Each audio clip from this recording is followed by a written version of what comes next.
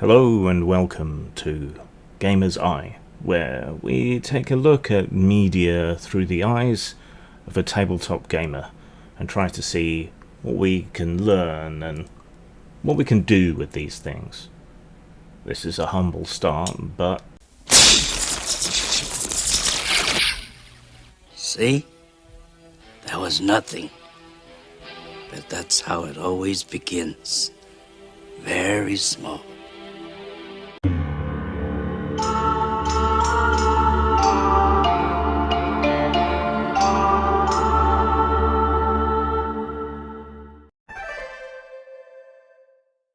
Hello lovelies, and happy Halloween on the day this goes out. So, Big Trouble in Little China. Well, John Carpenter is known for many things.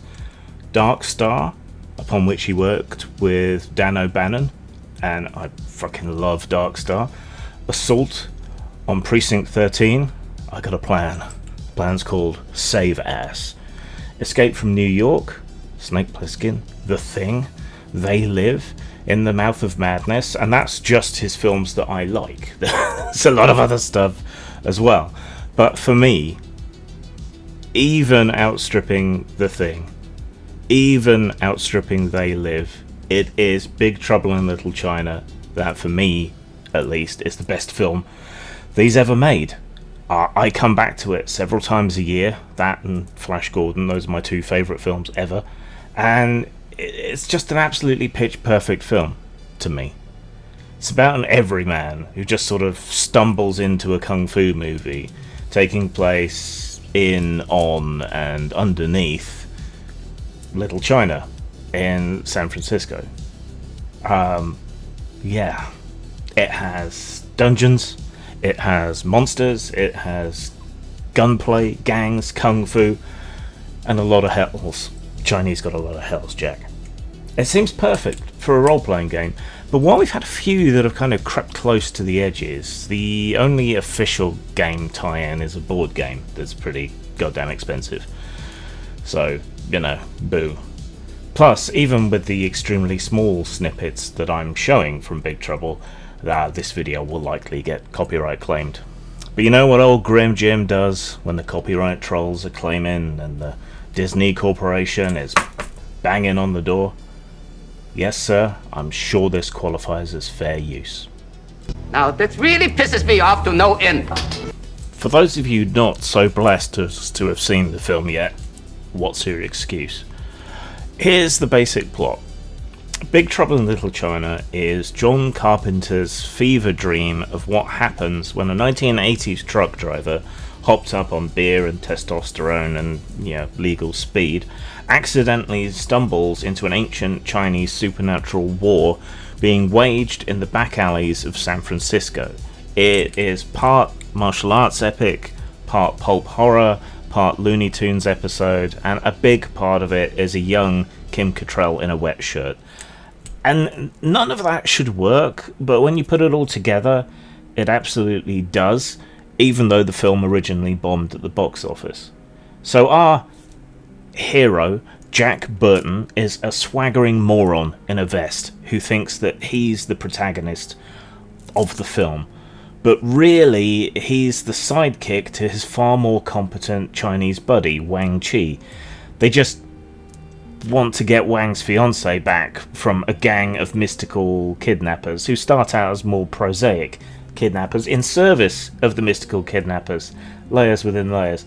Unfortunately, she's been nabbed, first by this gang and then by David Lopan, a centuries-old ghost sorcerer corpse thing who wants to marry her in order to break his curse and rule the world, as you do. You see, it's very important that she has green eyes. It's quite rare in China, so, magic stuff, reasons. So, cute martial arts battles, flying swordsmen, exploding lightning gods, kung fu sorcery, sewer monsters, and one of cinema's finest mullets. Jack blunders through the lot, firing his gun at inappropriate moments, not doing a great deal of damage most of the time, getting knocked out during the big fight, and somehow emerging the hero of the thing anyway, just by being in the right place at the right time, and, well, it's all in the reflexes. It is a perfect parody of American action machismo, wrapped up in neon Chinatown mysticism. By the end, everyone is shouting, glowing, or exploding. Lo Pan himself gets a knife to the forehead, and Jack drives off into the fog with his CB radio and his truck. I'd say spoilers, but yeah, it's been many years. So he heads off in his truck, the Pork Chop Express, delivering one last bit of blue-collar philosophy to the audience, like a drunken sage, and then we slowly pan back, and the sewer monster has followed him onto his truck. Which, left the promise of a sequel or something.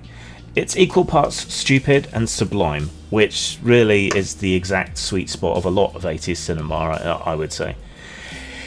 If you want to get pretentious about it, it's about American swagger and obliviousness and incompetence and what was at the time well-meaning interference in cultures and fights that it doesn't really understand, all wrapped up in a loose and probably unintentional commentary on how Chinese culture survived Mao's Cultural Revolution by exporting itself to various holdouts of empire and ghettos around the world. Not to mention American nervousness about non-white communities existing mysteriously right alongside them. Afraid? Are you kidding? So how would we go about playing a role-playing game set in this universe, or making a role-playing game set in this universe? We have to track a lot of different elements. Modern-day fantasy mashups, neon streets, secret temples under the city, magical kung fu cults hidden away behind takeaways, all of that kind of thing, but still set in the modern day, so you have to account for firearms and are the police going to show up and things like that. Martial arts action, we've got to represent not only more mundane and prosaic martial arts, but we've got to handle some of the more out there stuff as well. Rules for wire fu are basically mandatory here.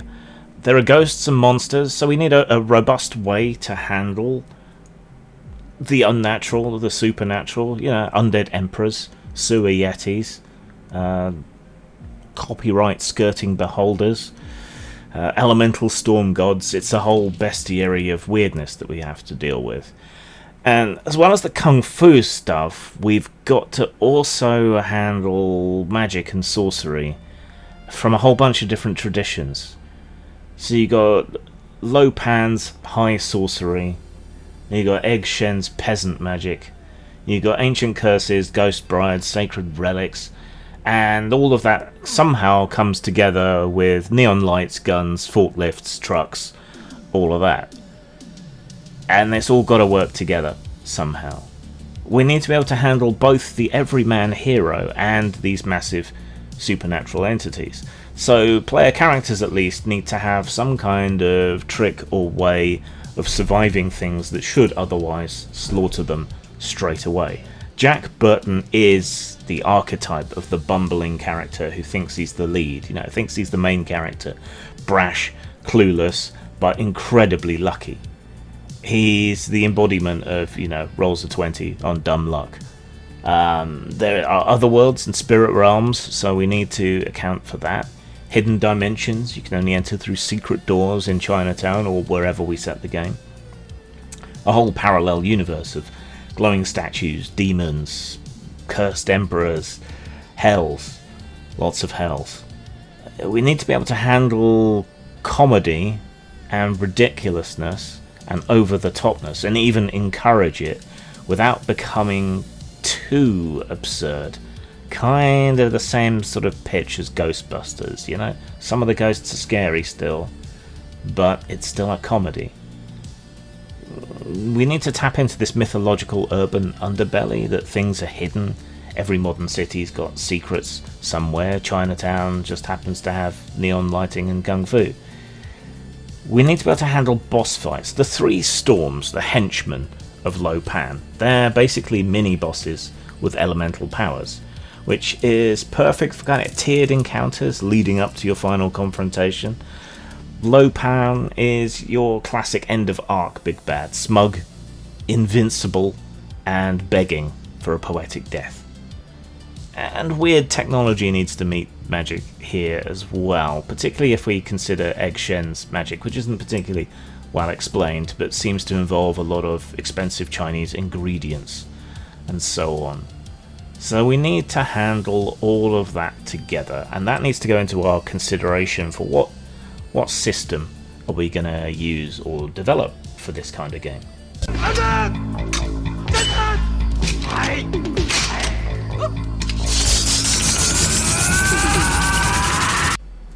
Okay, let's deal with the elephant in the room, shall we?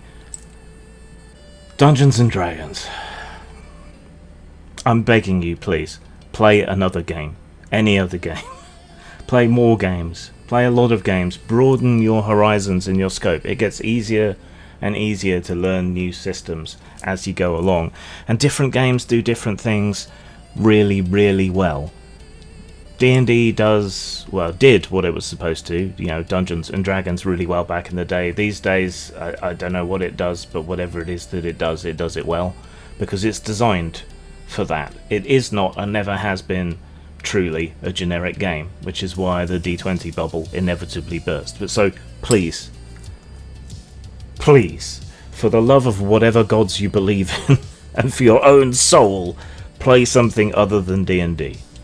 However, if you have to play D&D, you will find plenty of supplementary material for just about any edition you care to go for, or in the broader OSR, for running games of all kinds. So you can certainly find stuff for playing in modern games, you can certainly find stuff for playing Chinese Kung Fu games or modern action games. You can find slightly modified 5th edition systems to do that. You can find not at all modified 5th edition systems for doing that just present you the classes and additional skills and that kind of stuff that you want. Yeah, you can dig around and look for that if you want. I just recently looked through Ultra Modern 5e, and that would be a reasonable starting point there. If you wanted to, it's got martial arts classes, it's got modern weapons, it's got vehicle rules, it's got all that kind of stuff. However, if I were forced at gunpoint to use any version of D&D to run a Big Trouble in Little China campaign, it would probably be 3rd edition era D20 modern, which I think is kind of set up to do that already, and already has a kind of implicit world in which it's the modern day, but all this weird fantasy stuff is going on out of sight, hidden behind closed doors in secret other worlds. Your boss really is a mind flayer, that kind of stuff. So it's kind of already 75% of the way there. And the whole vitality hit point system, action points, all of that kind of stuff, it's almost there. So if I were forced, that's what I would go for. But really, please play other games. Not even my games, anyone else's games. Please. You heard me!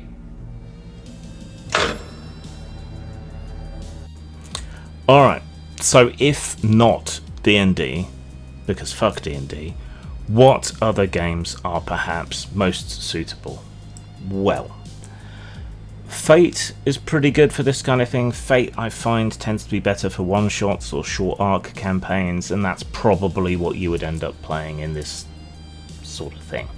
It would be that kind of short arc type game. Also, the way traits and so on can work means you can represent a Jack Burton alongside a hyper-competent kung fu warrior like Wang, and it works, or at least after a fashion. Various superhero games might also be suitable, especially ones that cope well with the differential in power between different kinds of hero. I'm thinking about Weiss's version of the Marvel superhero game, the Cortex game. That handles that quite well by emphasizing the different strengths of different characters. So that's another option. Savage Worlds markets itself as a bit of a pulp sort of oriented game, and so certainly ties into that. I am not sure whether it would work for a modern day one, but the closer you get to Deadlands, the better it works. So if you were doing like the origins of Chinatown or something with cowboys and kung fu, then I think Savage Worlds would work extremely well. Our last option is Wushu, which was an RPG Net darling back in the day. It is the lightest of light games, but it does incorporate stunt mechanics, which are incredibly useful for this kind of game. You get paid off for doing something really cool and shiny, and I think that is essential for any kind of kung fu oriented game at all, really. Which brings us along neatly to the only one true choice that I think makes any real sense. Is it getting hot in here, or is it just me? Let's face it, there is really only one true choice for playing Big Trouble in Little China, and that is Feng Shui, or Feng Shui if you insist. We called it Feng Shui to differentiate the game from the practice, but your mileage may vary. This is practically tailor-made for this kind of thing. It has everything that you need for this. It has kung fu heroes, it has sorcerers, it has rules for mooks and bosses and goons. It has magic, guns, kung fu, all of it, all in a mix, and it all works just fine, and it has stunt mechanics, and it's very quick, simple, and easy to get and do and play, and it already has everything you might otherwise need to do this. It's all right there. Now, I would recommend first edition rather than second edition. I think second edition lacks a lot of the charm and enthusiasm and exuberance that first edition had. And you don't really need the setting, which begins to intrude a bit more in the second edition. I never liked the setting, never used Feng Shui to do its original setting. I always did it to do things like Big Trouble in Little China or action movies or whatever else, when our whole little house of gamers was all deeply into Hong Kong cinema. So yeah, to me that's the only possible choice for playing Big Trouble in any effective way. And because it's such a simple system, roll 2d6, that's basically it. Anyone can pick it up and play. So even your die-hard 5th edition players, I don't want to learn another system, it's too difficult. No. Just smash their face repeatedly into a pile of 6-sided dice until they understand it. It's that simple. You are not brought upon this world to get it. Alright, but what would you do in such a game? Yeah, because the movie has already played out, the plots are resolved, what's left? Well, there's plenty in Big Trouble left to explore. The sewer monster, we know, is out on the loose. There may well be others who survived. There's the temple guards, there's the gangs, there's whatever other ghosts and creatures were let loose or were in service to Lo Pan. Where do they all go? Is he the only big bad that has been exported from China to some other city? Probably not. Are the others going to have heard about what happened and seek revenge? Probably. There have been attempts to build on what there was in and after Big Trouble in Little China. The Rock was supposed to star in a remake at one point. No. There was meant to be more of a legacy sequel at some point. That's disappeared. There were rights ownership issues that came about with various studios buying each other and so on. There have been comics by Boom Studios. At one point they were talking about a prequel set in the Wild West. You know, how Lo Pan and his minions came there, what happened when they set up. There's a lot of other Chinatowns all around the world, and what secrets might they be harbouring? And then we can also broaden our scope to look at very sort of similar media where two worlds collide in a somewhat, sometimes comedic sort of way, or an unexpected way. Dusk Till Dawn feels a lot like it could exist in the same universe as Big Trouble in Little China. Neverwhere explores an adjacent underworld. American Gods has things just out of sight. Ash vs Evil Dead has a lot of that same energy, and Buffy, more than Angel, has those kind of real-world sensibilities and issues bumping up against the supernatural underworld as well, albeit mostly in the first few seasons. So there's plenty of stuff there, even if the big boys have failed to manage to write any of these sequels or anything. That doesn't mean you can't do it, and we could even throw the gates wider than that. Hey, what more can a guy ask for? Oh, the 6 demon bag. Terrific. A 6 demon bag. Sensational. What's in it, Egg? Wind, fire, all that kind of thing.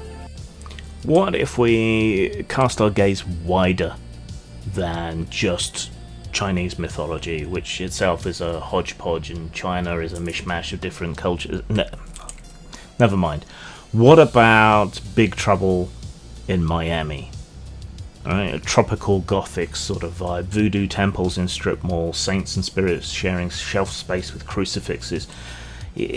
All of this kind of thing. Yeah, a trucker or a taxi driver stops for some Cuban coffee and finds himself in the middle of a turf war between rival voodoo hungans whose lower have taken physical form. You know? Something like that, maybe. Or Little Arabia in Anaheim or Dearborn, right? Middle Eastern mysticism meets suburban sprawl. Hookah bars, back alley spice shops, mosques hidden behind dollar stores, ancient jinn whispering through air vents at people. A smuggled artifact from Palmyra starts granting wishes very, very badly. A jinn hunter arrives from the Middle East and doesn't really understand American culture, and then mismatched whatever. So that could work. Maybe a Greek town story set in Chicago, Detroit, or Baltimore. Mediterranean folklore, within the shadow of the high towers. Euros, gambling, icons of the various gods and goddesses, nymphs hiding in water fountains or along the river. Yeah, the old gods didn't die; they opened restaurants. Hoppa! So an ancient god of the underworld is running a funeral parlor, maybe. His daughter's gone missing, maybe kidnapped by a rival's cult, disguised as a casino. You could make it like John Wick meets Clash of the Titans sort of thing. Maybe you could investigate the Mexican barrios, right? In LA or San Antonio or Houston. Dia de los Muertos meets a sort of Cholo Noir sort of idea. Murals of saints that move when nobody's looking, candlelit shrines to things that seem like Catholic saints but aren't, narcos protected by Santa Muerta. A folk saint gains a following and starts shaking things up, answering prayers of people in flesh and blood, taking out ICE agents or something. Rival cartels begin fighting for a blessing, and the dead walk to collect the dues. Sort of Dusk Till Dawn by way of Coco sort of thing. Or what about Russian folklore? You could have like Little Odessa, Brighton Beach, Brooklyn, Cold War paranoia, Russian occultism, and mob magic all coming together. You could have a similar exodus of mystical elements from Russia during the Cold War, and now they're all entangled up in the Russian mob. Slavic folk rituals disguised as Orthodox ceremonies.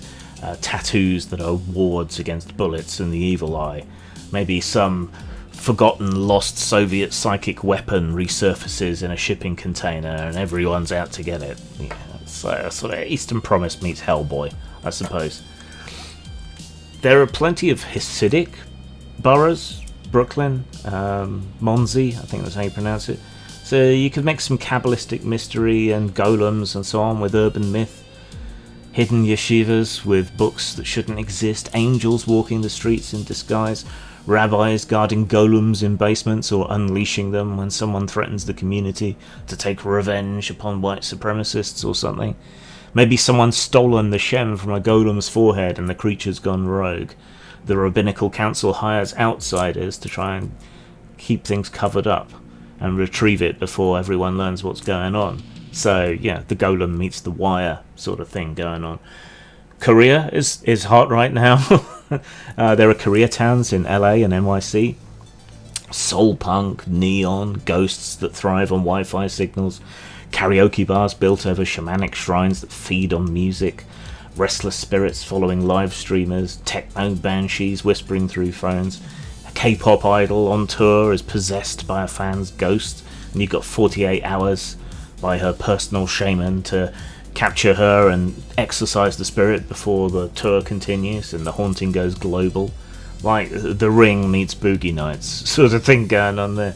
Or South Asian religion and mysticism, mythology and folklore has been woefully underserved by games and a lot of media. So what about Little India, such as Devon Avenue in Chicago, I think. So you're mixing a sort of Bollywood horror and post-colonial weirdness, like incense-choked sari shops, curry houses, many armed gods lingering behind posters of film stars looking out at you. A cursed relic from an abandoned temple ends up in a convenience store's back room. Every night it pulls another patron into a mythic dreamscape and steals their power. Monkey's Paw meets Inception as a sort of idea. There's a pattern to these. There's a pattern formed by Big Trouble that a lot of these ideas and these similar kind of media products all tap into. An enclosed culture that outsiders misunderstand, a distinct visual and mythic identity that you can hook into, old world folklore rubbing up against modernism and the absurdity that results from that. Think about how gremlins don't make any sense in a world of time zones. For example, who's midnight? And there has to be room for an everyman outsider, your Jack Burton stand-in, to stumble into everything and make everything worse, but ultimately better. That's the pattern.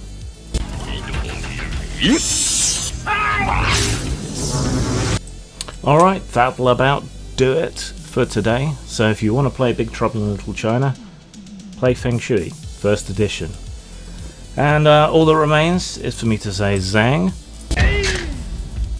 and to remind you that these videos over this last week and the next few weeks are a bit of an experiment, trying new things to see what hits and what misses. So if you like this video in particular, make sure to thumbs up, share, all of that jazz. And I'll just leave you with one last thought, and that's what I say to my penis every night before I get laid. This is gonna take crackerjack timing, Wang. There's a magical time on the cusp of true adolescence where you're no longer quite a child and not yet an adult. A time where the confidence of the teenager and the wonder of the child combine in a surge of optimism, hope and imagination to make some of the most important moments of our lives. There's a rich vein of films that tap into this time. These are the films where the kids save the world, find something fantastical, or solve a problem that the adults can't or wouldn't even believe existed. Some of these are fantastical, some are not. Some are a loving homage to the older versions of the same sorts of stories. If you like The Goonies, Super 8, The Monster Squad, or Explorers, this is a game for you and your kids. Available at post-mort.com and drive-thru-RPG.